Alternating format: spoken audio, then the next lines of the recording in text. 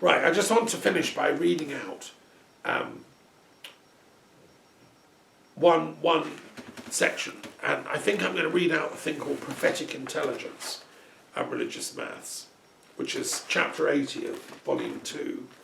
I'm now up to chapter 161 of volume 3. So the key thoughts on this are as follows. Most religions have some kind of belief in prophetic intelligence.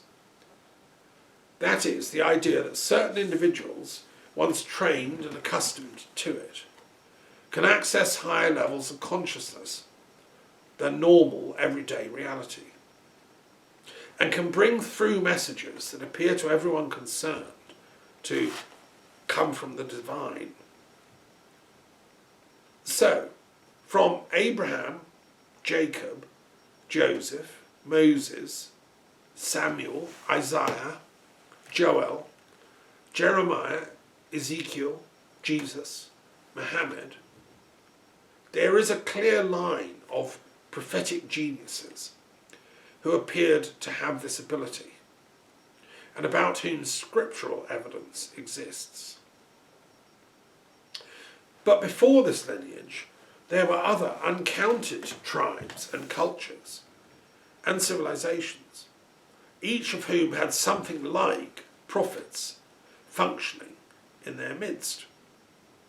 In Greece, oracles were regarded as the mouthpiece of the gods, and at special places like Delphi, Dodona, or Didyma, trained sibyls or priestesses were able to give forth divine utterances, guidance, sometimes in trance states, that pilgrims often travelled hundreds of miles to hear.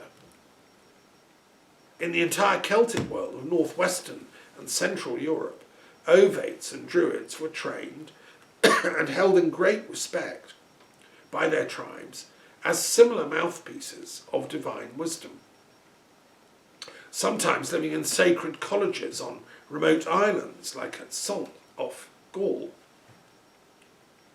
Among the people of Mari in Mesopotamia, tablets have been found describing the Nabi, prophets, who gave advice and counsel to the local kings, and who were seen as being able to download divine instructions on governance. In India, rishis and brahmins and seers were able also to scry into the Dharma behind visible reality, and counsel people how to orientate their lives towards eternity. In China, likewise, sages were concerned to contact the invisible Tao, and taught people how to empty themselves of egotism and allow the influx of the divine Tao to flow into one, bringing wisdom and guidance. The I Ching was created as a way of scrying into the mysteries, so the cycles of the Tao's many manifestations could become clear. In Norse religions, the runes were used to facilitate prophetic guidance for humanity, administered by rune specialists. Indeed, each tribe known to anthropologists in all history seems to have had an understanding of the importance of contacting the gods for instructions, and did so by a variety of methods. The great religions of mankind each present their own modality on how this is best done for the benefit of mankind. But how does this all actually work? What actually is prophetic intelligence? Can modern transpersonal psychology shed light on the operational techniques of these mysteries? Are they being revived together in channeling practices? Or is prophetic intelligence closed and no longer available to us mortals? How can the gates of prophecy be reopened scientifically? Prophecy itself has a dual meaning. A, predicting future events through oracular divination. B, divining the will of the divine in specific contexts and communicating that will to others. Are they the same? What about religions which are non-theistic or humanistic, as in Buddhism and Jainism? What about science? How does it prophesy? Scientific socialism argued that we can co-construct our common future and not be at the mercy of the gods or prophets. So how can dialectical materialism explain prophetic intelligence?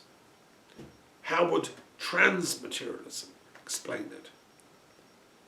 Can relativity theory and quantum mechanics help explain how the implicate order behind time and space might be made visible to heightened consciousness? Can religious mathematics help us unravel some of these profound mysteries?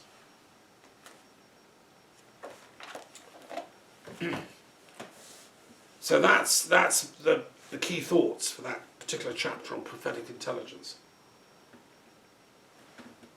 I then go on to give like 50 key questions and puzzles and problems to work on, like a workbook for students, articulating the mathematical kinds of questions we can ask about all that, like how many prophets have been, what levels, degrees, how you can evaluate their respective enlightenment, just because you're a prophet, does that make you a good person, etc. And how can you measure that? Are there different valuations, So they're interesting questions, and I look forward to, by next week I will have published Volume 3. This is from Volume 2, which is already published. Right, now I want to come to the very end. I want to just finish with a poem, because for me poetry is a very important gift, and it's one of my gifts to humanity, and it's my way of sharing love,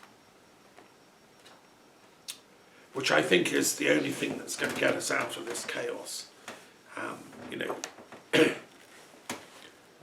As well as intellect, we also need to awaken love for humanity, for each other, for ourselves, for nature, for the whole matrix in which we live, so that we don't live in a demonic matrix, but an angelic one.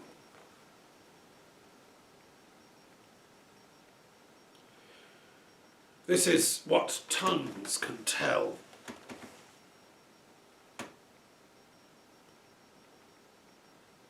News from nowhere. What gathers is what gathers. Words gather. Spirit and air. Breath and moisture. Tongues cawing. And throats hollow. Articulating. Ululating. Ordering. Cajoling. Discussing. So often the air clings there to itself. Purity or not purity. Loving or not loving. Sometimes the words embrace in the form of kisses. Lips and tongues parting and interplaying, serving and being served. ESP performances of the lips and tongues and eye and the heart, bursting open like a flower. The words are our petals. They're what we flicker with.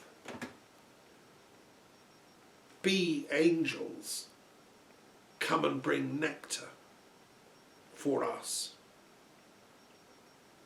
This is our serious talk. to form word pearls for each other, to practice heart kissing. For this, your words need to be shaped like truth. Sometimes a small blue flame shining inside a glass vial, gently cloistering it. Sometimes your words need to be generous and all-praising, cascading like dandelion seeds across the downs on a hot summer day. Sometimes your words will be in this language, and sometimes in another. Remember, always the same air is blowing through them all. Always the same spirit.